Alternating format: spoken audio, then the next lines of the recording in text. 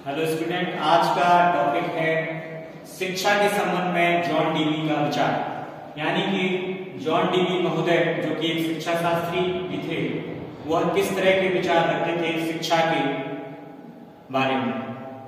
John Dewey को एक व्यवहारवादी माना जाता है।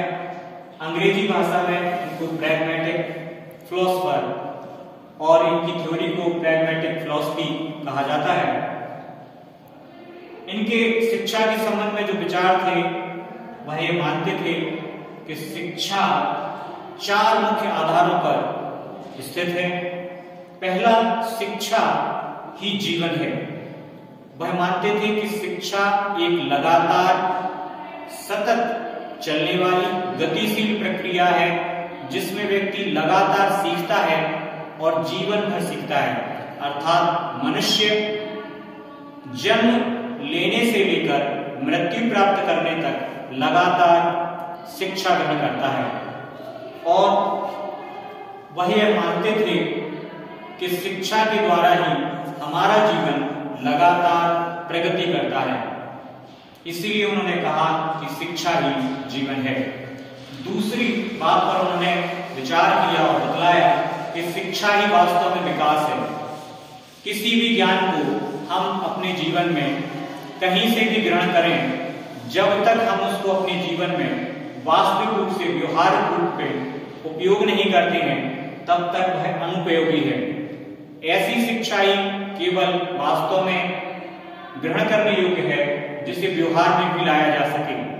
अगर किसी शिक्षा को व्यवहार में उपयोग ना किया जा सके तो वह शिक्षा केवल किताबी शिक्षा बनकर रह जाती है। शिक्षा अनुभवों का पुनर्निर्माण है, ऐसा वह मानते थे। जॉन डीवी का विचार था कि प्रत्येक व्यक्ति को ज्ञान प्राप्त होता है, लेकिन जब वह उस शिक्षा को दूसरों पर व्यवहारिक रूप में प्रयोग करता है तो उसे कुछ विशेष अनुभव प्राप्त होते हैं।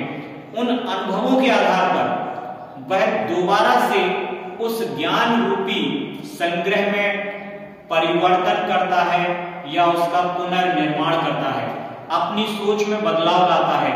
क्योंकि बहुत सारा ज्ञान किताबी ज्ञान है, उसे हम वास्तविक जीवन में उपयोग नहीं कर सकते।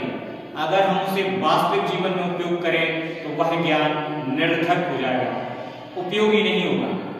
निरर्थक का मतलब है उपयोगी ना होना। वह सत्य भी हो सकता है, ऐसा ज्ञान सत्य भी हो सकता है, लेकिन फिर भी व्यवहारिकता में वह उपयोगी नहीं है।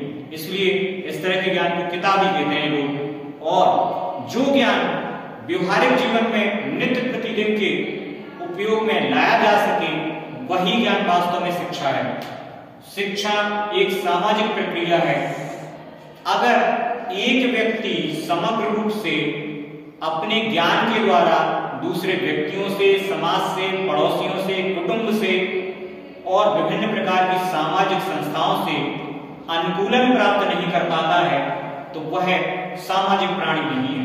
मनुष्य को सदैव ही समाज में ही रहना है और समाज के बिना वह अधूरा है। समाज भी मनुष्य के बिना अधूरा है। मनुष्य और समाज दोनों एक दूसरे के पूरक हैं। इसीलिए शिक्षा को एक सामाजिक प्रक्रिया माना जाता है, ताकि एक व्यक्ति समाज के साथ अनुकूलन प्राप्त कर सके और समाज भी व्यक्ति की अच्छाइयों को अपनाकर उनको दूसरों के लिए नियम के रूप में परिवर्तित कर सके। शिक्षा से व्यक्ति का और व्यक्ति से समाज का प्रगति निर्धारित होती है। अर्थात दोनों ही एक दूसरे के पूरक माने जाते हैं और शिक्षा उनके विकास की एक विशेष उपयोगी माध्यम के रूप में उपयोगी है, जिससे व्यक्ति और समाज दोनों उन्नति के पथ पर अग्रसर होते हैं। धन्यवाद।